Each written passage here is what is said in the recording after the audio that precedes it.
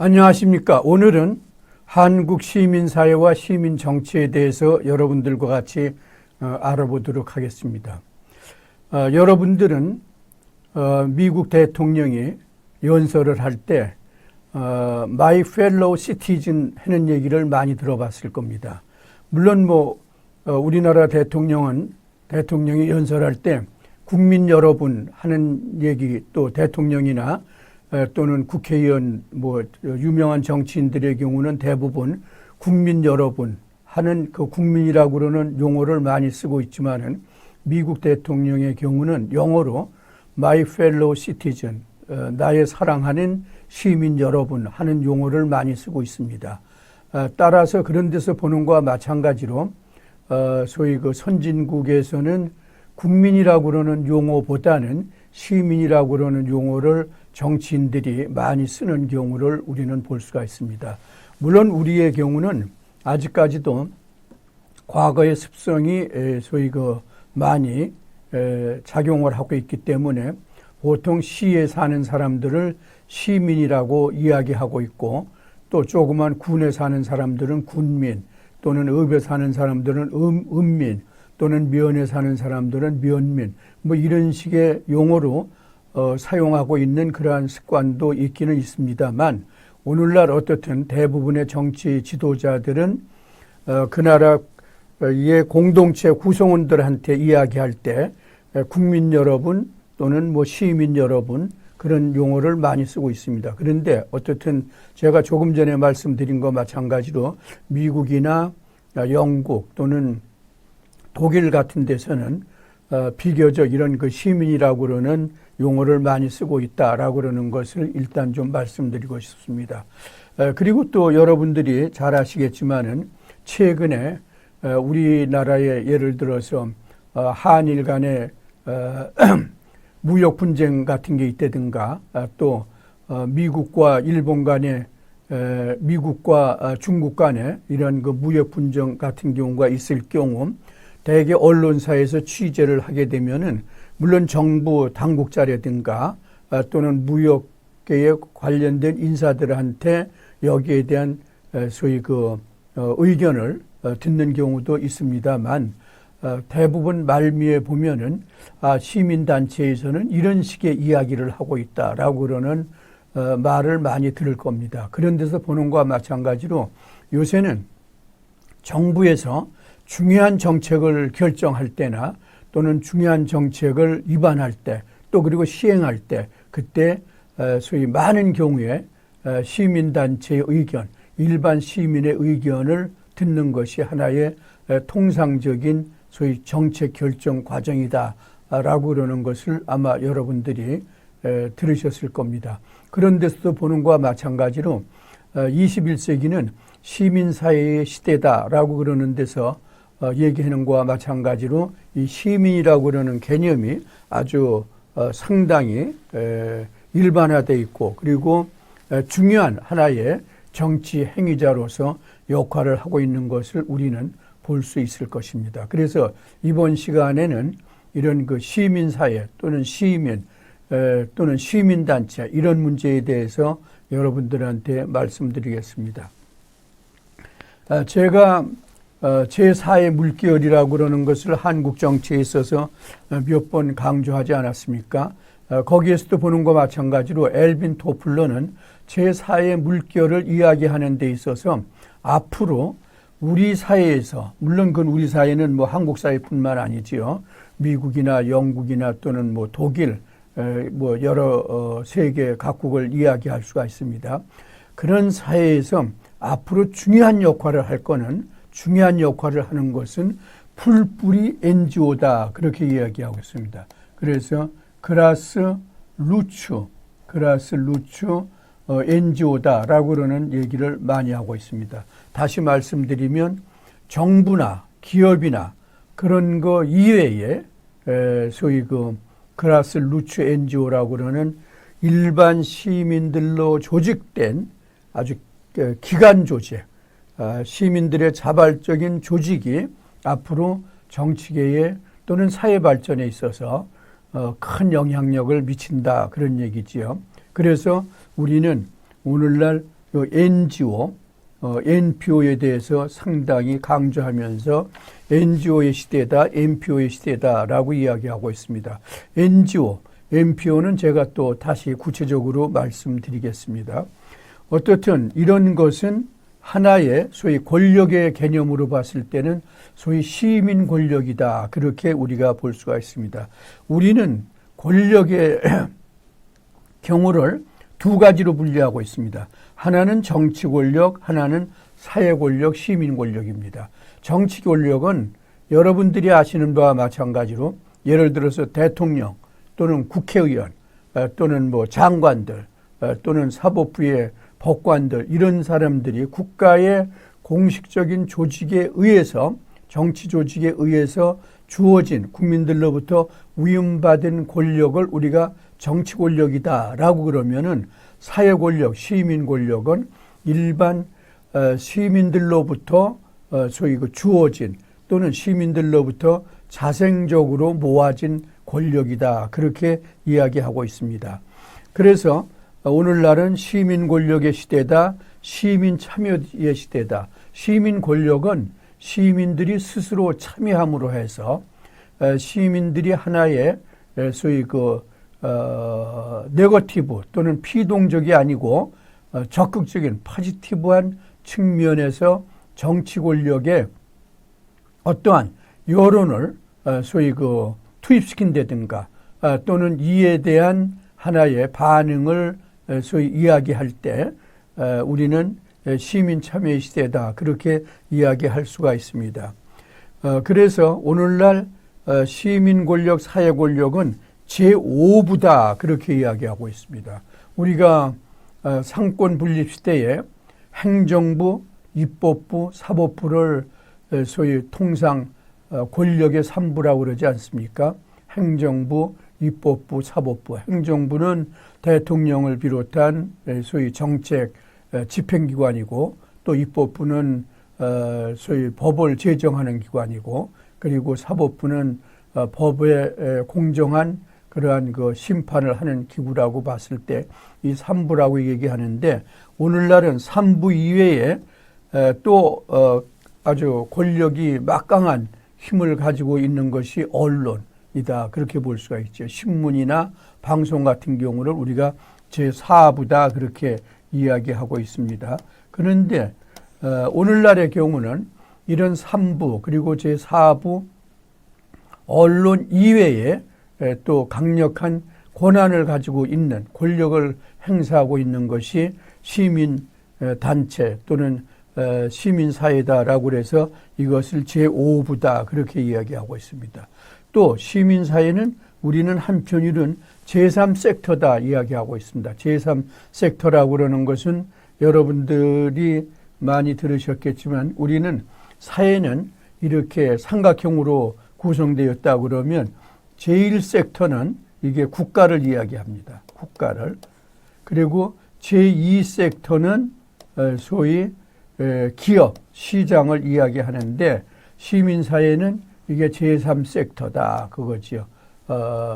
그래서 오늘날 우리 사회는 지금까지는 국가의 절대적인 권력에 의해서 우리 사회가 유지되었다라고 그러면 또 과거의 경우는 국가가 절대적인 권력을 가지고 그 사회 구성원 전체한테 막강한 영향력을 행사하지 않았습니까?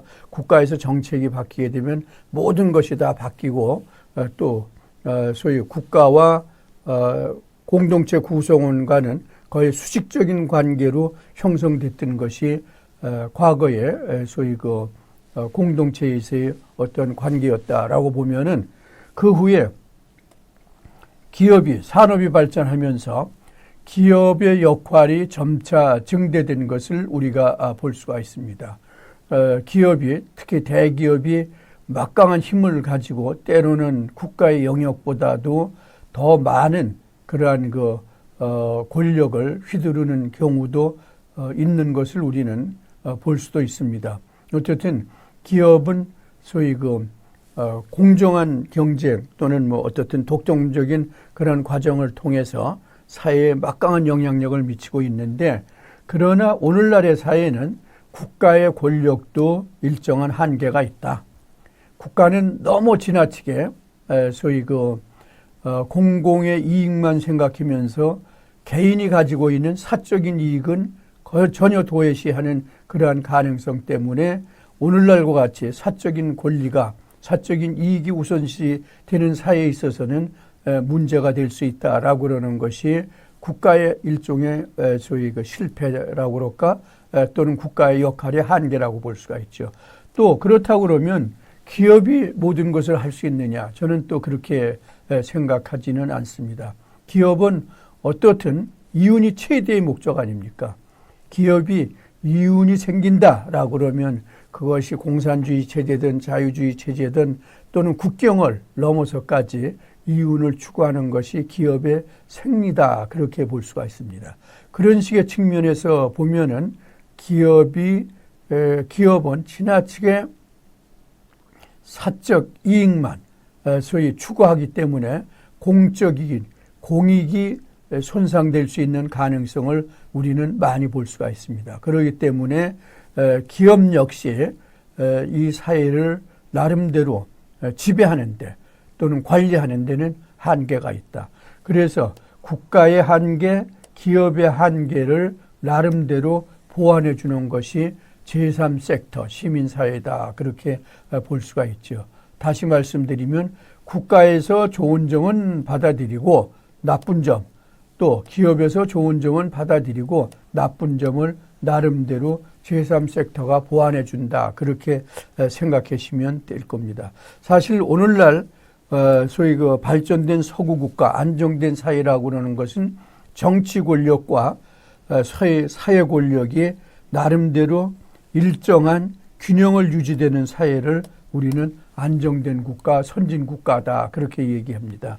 다시 말씀드리면 북한이나 또는 중공, 소련 같은 경우를 우리가 얘기할 수가 있는데 이런 공산주의, 사회주의 체제는 국가가 절대적인 권력을 가지고 있으면서 소위 모든 것을 지배하고 있습니다. 그렇기 때문에 국가가 최고의 권력을 갖고 있는 거죠.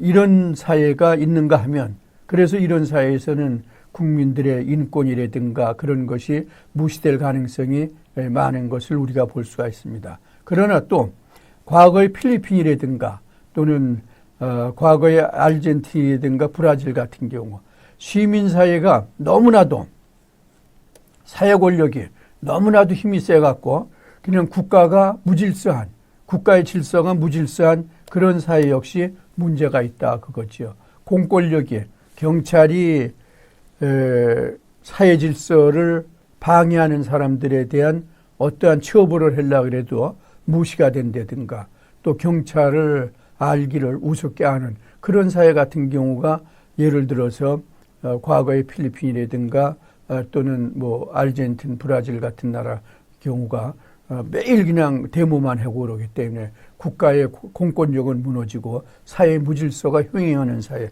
이런 사회도 역시 발전하지 못하는 거 아닙니까? 그러니까 미국이나 영국이나 또는 프랑스, 독일과 같이 시민사회 권력과 국가 권력과 정치 권력과 사회 권력이 나름대로 일정한 밸런스를 유지하고 있는 사회 이런 사회가 우리는 안정된 사회다 그렇게 볼 수가 있습니다. 그래서 이 시민사회 시대는 오늘날 소위 선진국가가 되느냐 또는 선진국가가 되지 못하느냐에 대한 하나의 중요한 소위 기준점도 제시하고 있다 그렇게 봅니다.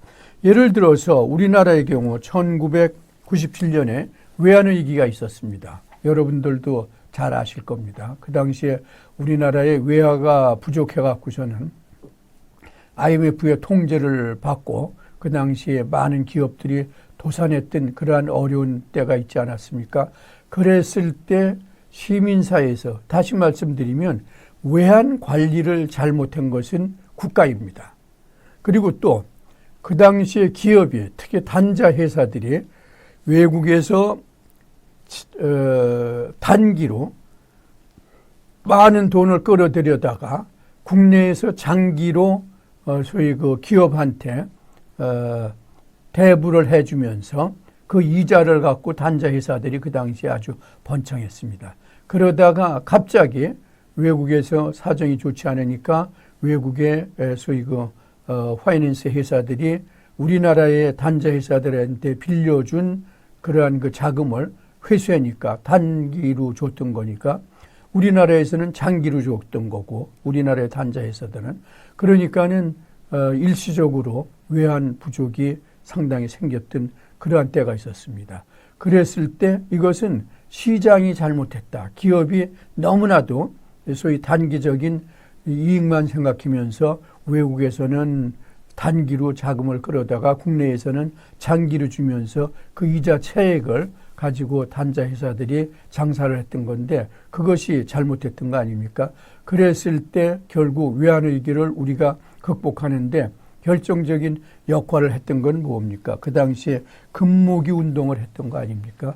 물론 금모기 운동의 소위 그 액수가 뭐 그렇게 얼마나 많은지에 대해서는 뭐 여러 가지 얘기가 있을 수 있지만은 어쨌든 국민들이 이 금모기를 통해서라도 외환위기를 극복하자라고는 아주 열정적인 애국심을 발휘하니까 정치권도 거기에 호응하고 기업도 호응하고 그래서 우리가 외환위기를 나름대로 소위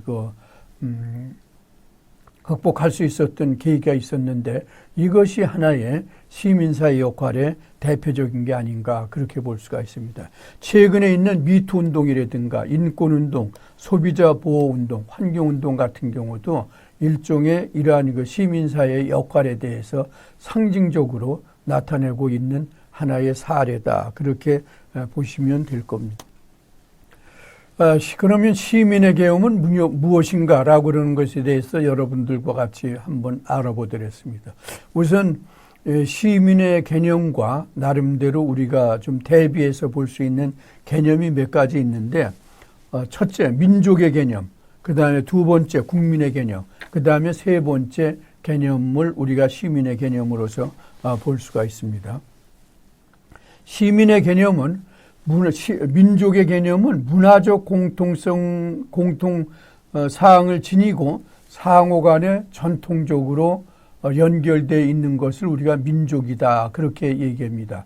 문화적 공통 사항에는 언어, 종교, 세계관, 사회조직, 경제생활 그 밖에 모든 생활 양식 등이 포함되어 있다 그렇게 볼 수가 있습니다. 예를 들어서 우리가 한민족이다라고 그랬을 때 한민족은 소위 언어, 종교, 세계관, 사회조직, 경제생활 같은 경우가 여러 가지 공통점이 있지 않습니까? 또 홍익인간이라고 그러는 그러한 것도 하나의 얘기가 될 수 있는 거고 그래서 이것은 인종이 신체적 특징을 기준으로 해서 인간을 분류하는 하나의 범주라고 한다면 민족은 소위 기본적으로 문화적 특징을 바탕으로 설정된 범주다. 그래서 이게 문화적 특성이 하나의 아주 대표적인 그러한 기준이 될 것으로 우리가 볼 수가 있습니다. 예를 들어서 우리 대한민국의 한민족, 중국의 한족, 유태인, 이슬람족, 게르만족, 라틴민족 같은 경우가 하나의 소위 민족으로서 구분할 수가 있습니다. 그래서 이것은 우리가 순수한 걸로 결애라고 그러는 것도 얘기할 수가 있고 영어도 에드닉 그룹이다라고도 칭할 수가 있습니다. 그런데 민족주의는 소위 근대국가 형성에 있어서는 상당히 큰 역할을 했습니다. 그리고 또 근대국가의 국가 발전에 있어서는 상당히 큰 역할을 하는데 오늘날과 같이 글로벌 시대에는 소위 이러한 폐쇄적 민족주의는 바람직하지 않다. 다시 말하면 오픈 내셔널리즘, 소위 개방된 민족주의가 소위 글로벌 시대에는 적합하다. 그렇게 우리가 볼 수가 있겠죠.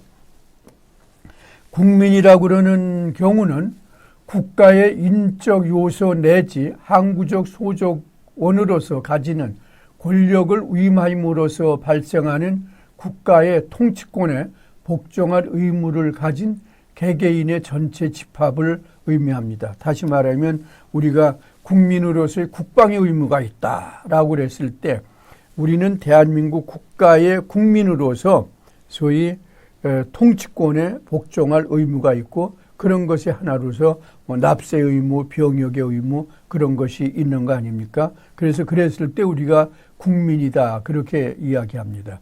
예를 들어서 미국은 소위 그 민족이라고는 것은 이야기할 수가 없습니다. 미국은 세계 각국의 다양한 소위 민족이 뭉쳐서 하나의 용광로를 이루면서 살고 있는 다인종사회 또는 다민족 사회다라고 볼 수가 있기 때문에 미국의 경우는 소위 국민이다 그렇게 우리가 볼 수가 있겠죠. 그래서 미국이라고 그러는 하나의 공동체, 그 미국이라고 그러는 사회가 가지고 있는 국가 권력에 의해서 그것이 예를 들어서 한민족이거든 또는 중국의 한민족이거든 유태인족이거든 또는 라틴 민족이든 자우간 미국의 법에 연방 헌법에 소위 나름대로 지배를 받으면서 하나의 질서를 유지하고 있는 것이다. 그렇게 볼 수가 있습니다. 국민은 법적인 개념이라고 그러는 점에서 혈연을 기초로 하는 그러한 소위 자연적 문화적 개념인 민족과는 구별된다. 그렇게 우리가 볼 수가 있습니다.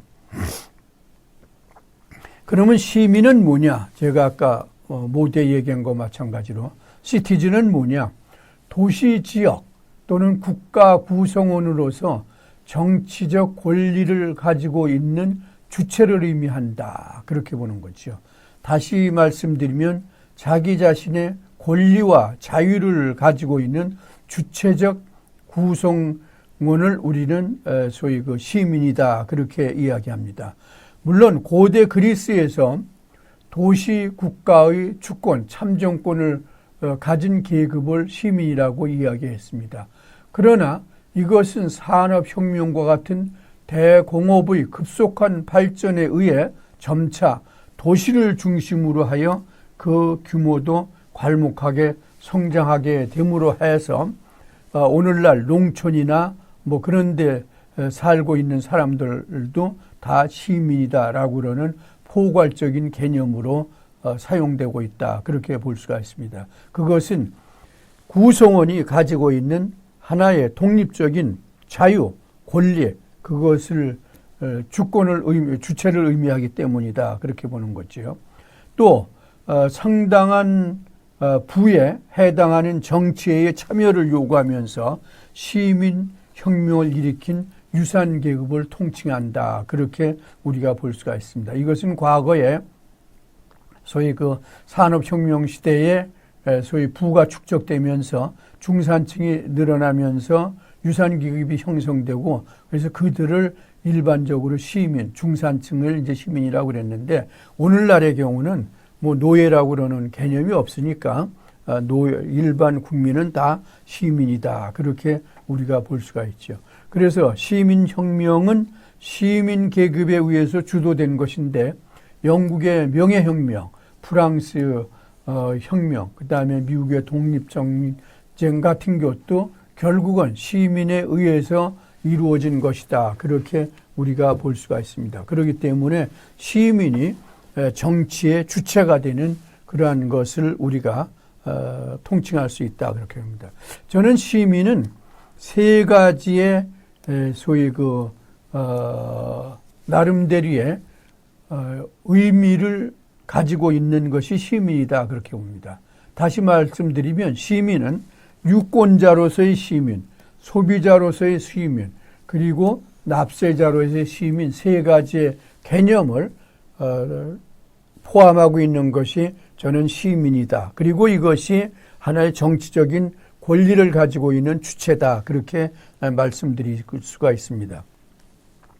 시민은 영국의 명예혁명이나 또는 프랑스의 혁명에서도 보는 것과 마찬가지로 선거 시 투표권을 행사하여 자신의 의사를 정치권에 투입하는 겁니다.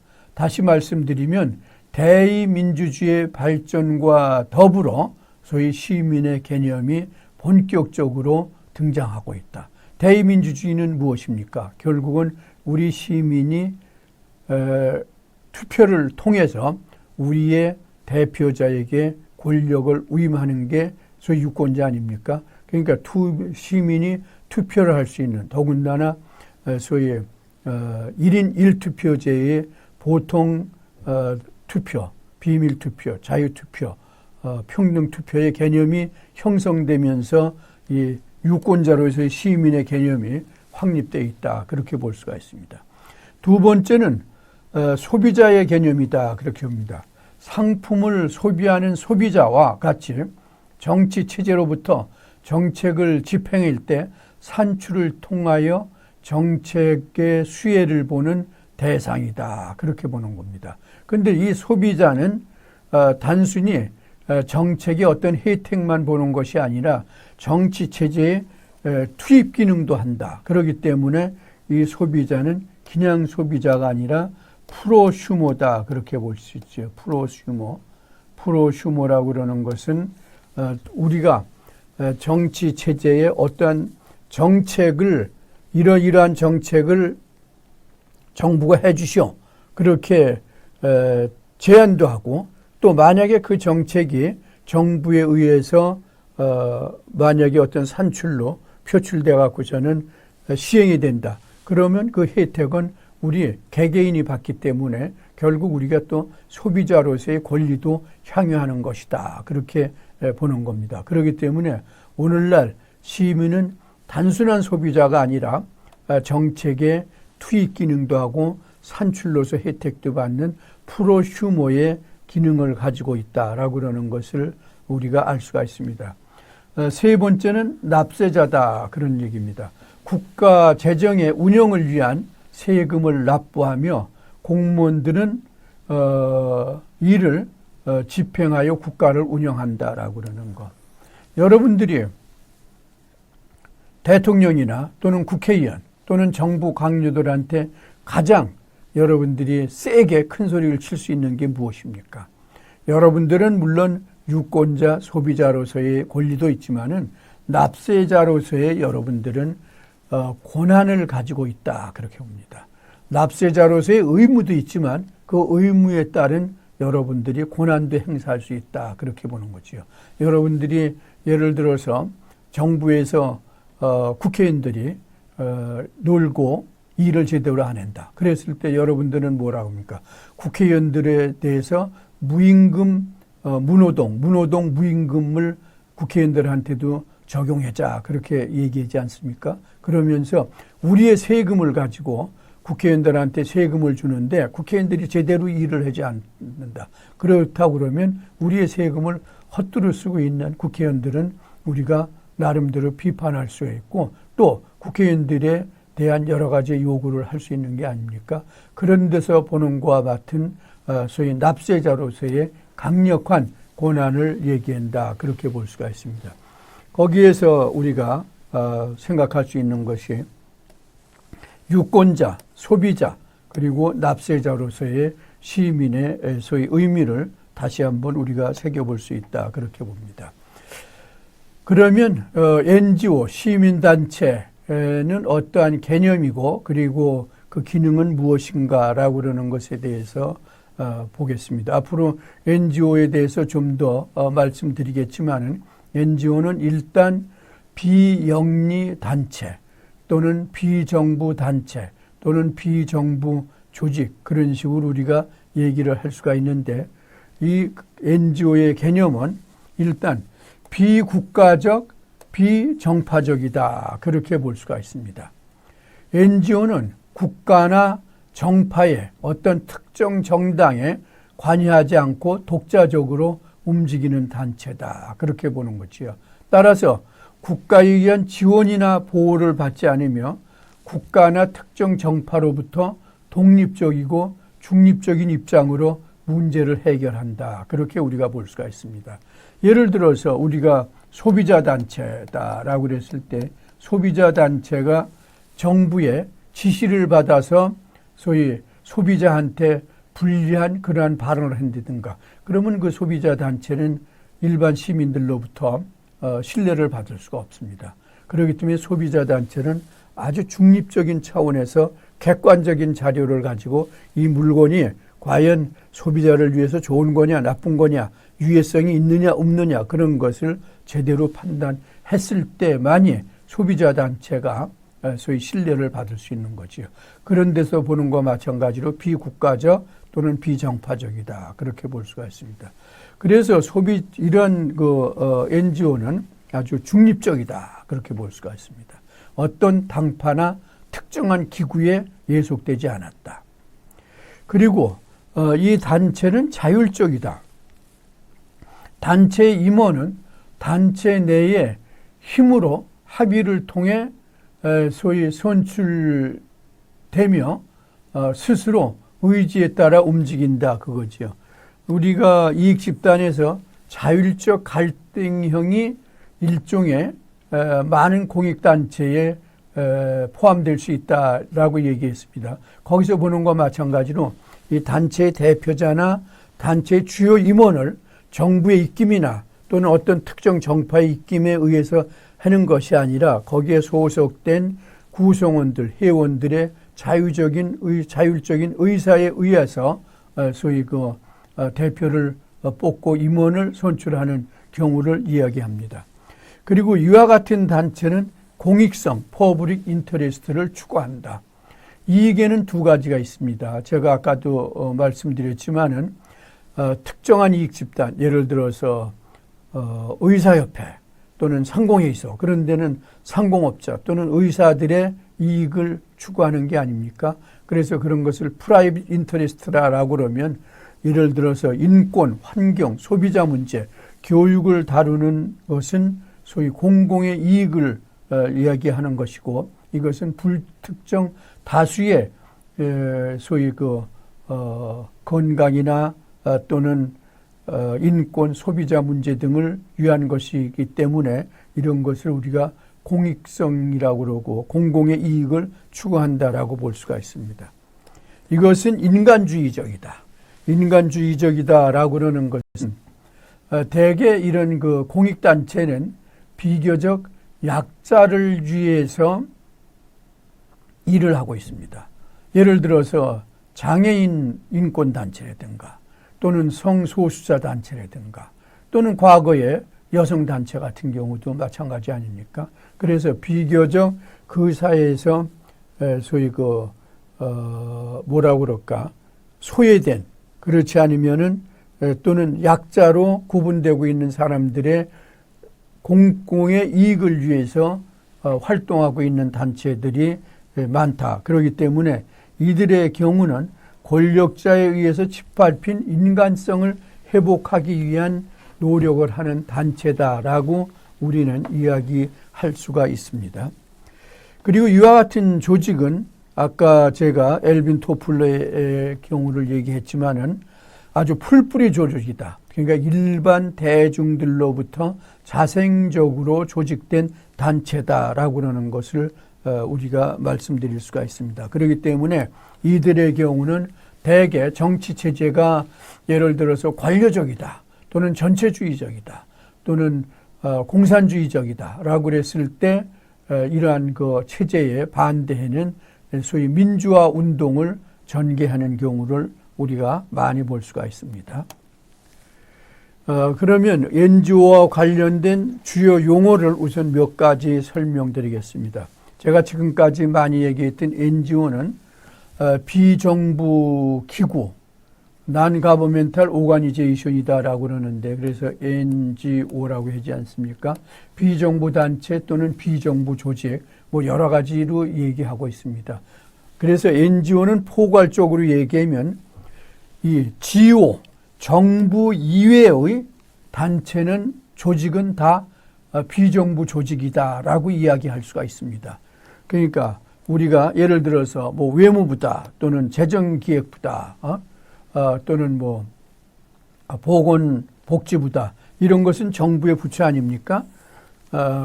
그래서 이것을 Governmental Organization이다라고 그러면 그런 국가의 어떠한 헌법이나 또는 특정 법에 의해서 조직된 국가 권력에 의해서 조직된 그러한 기구가 아닌 것은 일단 다 비정부 기구, 비정부 단체 또는 비정부 조직이다. 그렇게 이야기할 수가 있습니다. 이것은 또 폭넓게는 NPO다라고 얘기하고 있습니다. 이 비정부 조직의 일차적인 특징은 아까도 말씀드렸지만은 영리를 추구하지 않는 게 비정부 조직입니다. 공공이익은 추구하지만 영리는 추구하지 않습니다. 그렇기 때문에 non-profit organization, 예를 들어서 우리가 프로핏 오가니제이션이다라고 그런 건 이익 추구 단체 아닙니까? 그래서 PO는 일종의 기업이다. 기업은 이윤을 추구하기 때문에, 그러나 소위 영리를 추구하지 않기 때문에 이것은 비영리 기구라 그러는데, 대개 우리는 요새 NPO는 주로 복지 추구를 하는 활동을 하는 그러한 단체를 이야기하고 있습니다. 사회복지단체를 우리가 주로 NPO다라고 얘기하고 있습니다. CS는 뭐냐? Civil Society Organization. 이것은 그야말로 번역 그대로 시민사회단체다, 그렇게 볼 수가 있습니다. 다시 말씀드리면 이것은 NGO와 NPO를 통칭하는 조직으로서 이야기하고 있습니다. 외국의 경우 미국이나 일본의 경우는 NGO를 주로 해외에 원조 활동을 하는 단체를 NGO라 그렇게 얘기하고 있습니다. 근데 우리나라의 경우는 이제 뭐 환경단체나 그런 걸 다 NGO라고 하는데, 그래서 이런 용어상에 상당히 혼란이 일어나기 때문에 NGO, NPO를 다 통칭해 갖고서는 일반적으로 CSO다, Civil Society Organization이다, 그렇게 이야기하고 있습니다. 그리고 이와 같은 단체들은 지역에 뿌리를 받고 있다 그래서 CBO, Community Based Organization, 지역 시민단체다, 그렇게 또 우리가 일컬고 있습니다. 그리고 또 한편으로 이런 단체들은 대개 소위 그 자원봉사 차원에서 자기 스스로의 어떤 의사에 의해서 그 단체의 활동을 하고 있기 때문에 우리가 이런 것은 대개 봉사단체의 성격을 많이 갖고 있기 때문에 VO다, 그렇게도 이야기하고 있는 것을 볼 수가 있습니다. 그러면 NGO의 기능은 뭐냐? 제가 지금 NGO에 대해서 말씀드렸는데, NGO는 일단 공공서비스의 기능을 합니다. 공공서비스의 기능. 다시 말하면 공공의 이익을 추구하는데 소위 중요한 역할을 하고 있다, 그렇게 봅니다. 예를 들어서 복지국가의 위기 때 복지국가에서 나름대로 제기된 문제를 소위 해결하는 역할을 한다든가, 다시 말하면 국가의 복지 기능이 한계가 있지 않습니까? 그랬을 때 민간 영역의 복지사회단체가 국가의 그와 같은 복지 활동에 대한 한계를 보완해 주는 역할 같은 경우를 해놓은 거지요. 뭐 개개인의 업무에 관련된, 아까도 말씀드렸지만 예를 들어서 어떤 개인이 국가로부터 국가의 권력으로부터 인권을 침해받았다. 그랬을 때 그 인권을, 개인이 침해받은 인권을 보호해주는 그런 역할을 하는 게 인권단체고, 또 소비자단체 같은 경우도 우리가 볼 수가 있지 않습니까? 과거에 가습기 사건이 있었을 때 많은 소비자단체들이 가습기로 인해서 피해를 받은 그러한 그 소비자를 위한, 예를 들어서 법률 지원 활동이라든가 또는 보상 활동 같은 거라든가 그런 거를 해줬던 게 일종의 공공서비스의 제공이다, 그렇게 볼 수가 있죠. NGO의 기능은 국가 권력과 경제 권력을 견제합니다. 아까도 제가 말씀드렸죠.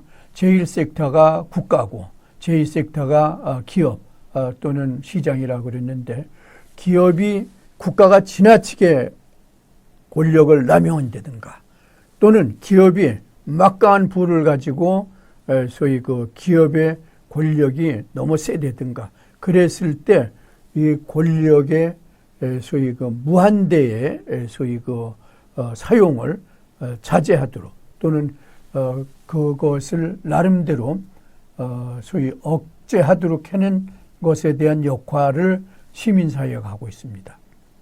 그래서 예를 들어서 검찰이나 또는 경찰이 일반 국민에 대해서 무리한 수사를 한다든가 그랬을 때 예를 들어서 시민단체가 국가의 공권력 사용을 자제하라든가 또는 국가의 공권력을 아무데나 사용하지 말라고 그러는 성명을 발표하는 것이 이와 같은 하나의 예다. 그렇게 우리가 볼 수가 있습니다. 공공가치의 학습과 보존이다. 그렇게 볼 수가 있습니다. 사회 문제 해결에 있어 단체 내에 개인이 주도권을 가지고 자발적인 참여를 유도한다. 그렇게 우리가 볼 수가 있습니다. 인권, 소비자 또는 환경, 교육, 교통 이런 것이 다 결국은 우리 개개인이 가지고 있는 하나의 가치다. 그렇게 볼 수가 있습니다. 그래서 이런 문제 해결을 하는 데 있어서 NGO가 주도적인 역할을 한다. 그렇게 보는 거죠. NGO는 사회적 안전과 통합을 유도한다. 사회의 안녕과 질서를 보존하고 갈등적 사회를 통합하는 기능을 한다. 예를 들어서 국회가 여야 간이 지나치게 극단적인 대립을 한다든가 또 정부가 야당에 대한 소위 압박을 한다든가 그랬을 경우 결국 우리 사회의 통합이 잘 이루어지지 않고 사회가 소위 갈등을 소위 심화시키게 되지 않습니까? 그랬을 때 시민사회는 정부에 대해서 협치를 하라 또는 의회 지도자들한테 여러분들은 타협과 소위 협상을 의회 정치의 근본으로 삼아라라고 그러는 등등의 여러 가지 소위 압력을 가하는 것이 시민사회이기 때문에 시민사회는 나름대로 갈등적인 사회를 통합시키고 또 발전을 유도하는 역할도 하고 있다. 그렇게 봅니다. 그러면 NGO의 이론적인 배경은 어떤 것인가라고 그러는 것에 대해서 한번 같이 알아보겠습니다. 사무엘 헌팅턴이라고 그러는 정치학자는 민주화의 제3의 물결과 더불어 시민사회의 중요성을 정치적 행위자로서 보고 있고 정치적 행위자로 등장한 시민사회는 하나의 전 지구적 현상으로서 결사체 혁명의 징후로서 이해될 수 있다. 그렇게 이야기하고 있습니다. 여기서 결사체 혁명이라고 그러는 것은 소위 21세기가 되면서 이익집단이 많이 생기고 있지 않습니까? 이익집단뿐만 아니라 여러 가지 단체가 많이 생기는데 이것도 시민사회가 아주 폭발적으로 증가하는 하나의 소위 혁명적인 징후다. 그렇게 보는 예로서 어소시에이셔널 레볼루션이다. 그렇게 이야기하고 있습니다. 어소시에이셔널 레볼루션. 그래서 이것이 결사체 혁명의 한 예다. 그렇게 이해하고 있습니다.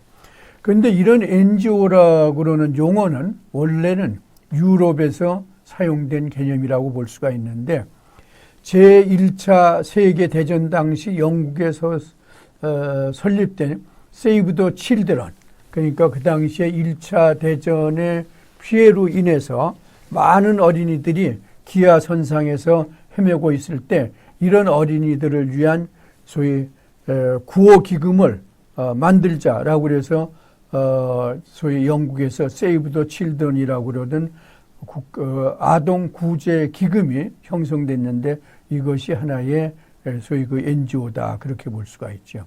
그리고 로마 캐톨릭에서 1915년에 설립된 카리타스도 일종의 소위 NGO의 한 형태다. 그렇게 볼 수가 있습니다. 그리고 제2차 세계대전 시 전쟁 희생자를 위한 구제 활동에서 NGO가 더욱더 많이 발전됐다. 그렇게 우리가 볼 수가 있습니다. 그래서 2차 대전, 1차 대전에서 보는 것과 마찬가지로 세계 각국의 전쟁의 피해로 인해서 많은 난민이 생기고 또 못 사는 사람들이 생기고 또 어린이들이 기아선상에서 험해지지 않습니까? 그랬을 때 선진국이 이와 같은 후진국을 도와주자. 후진국에 대해서 구호물자를 보내주자.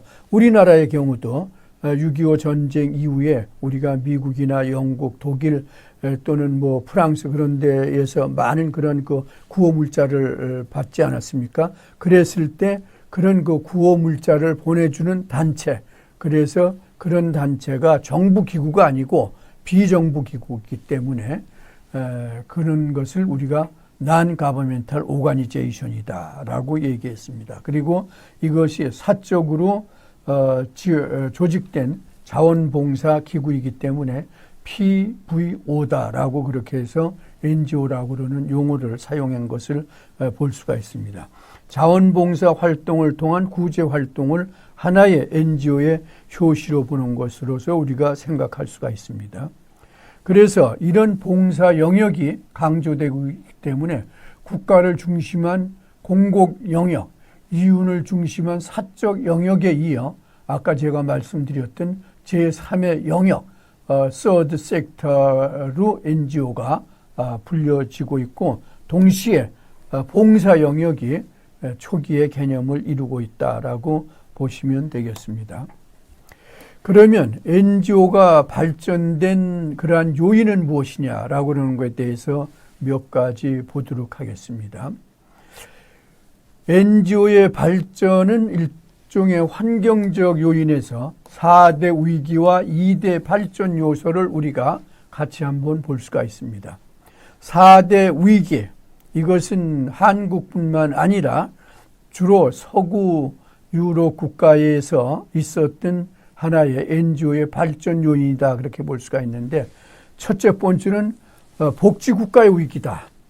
서구 발전된 국가들이 1950년대, 60년대를 통해서 소위 복지를 강조했고 또 국가에서 많은 그러한 못 사는 사람들한테 여러 가지 혜택을 베풀지 않았습니까? 구호물자도 주고 그러는데 그런데 서구에서 70년대 오일 쇼크로 인해서 국가 재정이 상당히 위기에 부딪혔습니다. 그랬을 때 국가가 지금까지 일반 못 사는 사람들 또는 비난한 사람들한테 주던 그러한 그 복지의 혜택을 감당하기가 어려웠을 때 그 당시에 소위 사적인 영역에서 복지단체가 생겨서 국가가 부족한, 국가가 한계를 지니고 있는 복지 활동을 보완해주는 그러한 역할을 하면서 이런 것이 NGO로 발전됐다. 그래서 아까도 말씀드렸던 뭐 Save the Children이라든가 또 각국에 있는 그런 그 구호단체 같은 경우, 복지단체 같은 경우가 그런 경우에 속한다. 그렇게 우리가 볼 수가 있습니다. 두 번째는 발전의 위기다. 그렇게 봅니다. 제3세계 개발도상국가에 있어서 최초에는 그러한 그 발전의 주체가 정부였습니다. 그러나 정부가 하고 있는 그러한 그 정책은 일정한 기간은 상당히 발전의 추진체가 될 수가 있지만 그러나 그 이상 발전하는 데는 한계가 있습니다. 정부가 가지고 있는 리소스도 한계가 있기 때문이지요. 그래서 이 정부가 가지고 있는 한계를 나름대로 민간 부분이 가지고 있는 창의성 또 문제 해결 능력 등을 소위 제공해 줌으로 해서 정부가 가지고 있는 한계성을 보완해 주면서 국가를 발전시키기 위한 하나의 동력으로서 시민사회의 힘을 끌어들인 것을 이야기할 수가 있습니다. 세 번째는 환경의 위기다. 이는 특정 국가에 한정된 것이 아니라 전 지구촌에 관련된 문제로서 정부보다는 각종 환경단체들에 의한 노력이 더욱 곽강을 받게 된다. 그렇게 합니다. 환경의 위기는 일종의 발전의 위기하고 우리가 같이 볼 수가 있습니다. 다시 말씀드리면 각국이 공장을 많이 짓고 또 산업 발전을 하면서 대기 오염이 소위 심해지고 그래서 환경이 악화되고 있지 않습니까? 그랬을 때 소위 환경단체들이 이러한 그 소위 환경 문제를 해결하기 위해서 정부가 환경에 대한 소위 규제를 해야되든가 또는 환경을 보호할 수 있는 여러 가지 정책을 세우라고 압박을 한 그와 같은 것이다. 그렇게 볼 수가 있습니다. 사회주의의 위기 역시 마찬가지로 NGO가 발전하는데 많은 역할을 했습니다. 1990년대에 동유럽권이 그동안 공산주의 체제 또는 사회주의 체제가 붕괴되면서 일시에 많은 단체들이 조직되고 그동안 억눌렸던 인권 또는 소비자 환경 문제에 대해서 그들 구성원들이 눈을 뜨기 시작했고 그런 운동을 전개한 것이 소위 그 하나의 NGO가 또 발전되는 계기를 만들어 주었다. 그렇게 우리가 볼 수가 있습니다. 그 다음에 두 번째 발전 요소는 하나는 정보통신 기술의 발전이고 또 다른 하나는 경제 성장률의 상승이다. 그렇게 볼 수가 있습니다.